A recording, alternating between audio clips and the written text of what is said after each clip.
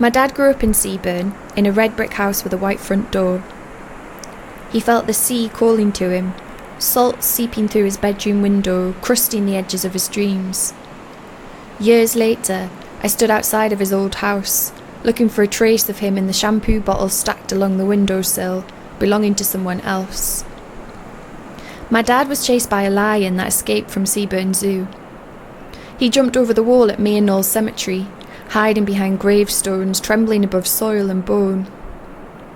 The zoo closed down long before I was born, and a fun fair sprung up in its place. The red leather waltzer cars spun me in circles, disco lights stippling my skin. The concrete blurred as I looked for dolphins and flamingos, blinded by dry ice and strobes. My dad lit a bonfire on Fulwell Fields. He watched gold raise wood into clouds of ash, until the flames caught his jeans and scorched his flesh.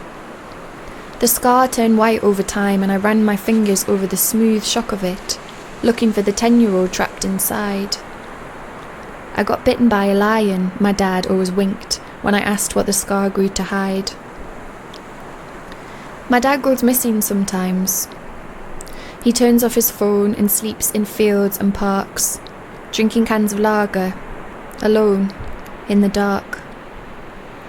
He always comes back eventually, but now I know what it means to live on the edges, close to cold water, swallowing silt and brine.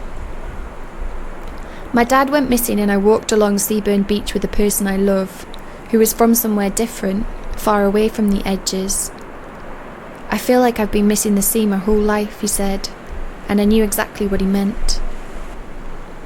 My dad follows the edge of the water, moving closer and further away.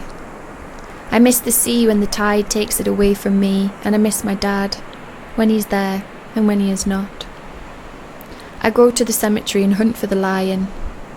I stand on the field and I look for the fire. I search for my dad through the smoke and the salt. I wonder what his scar grew to hide.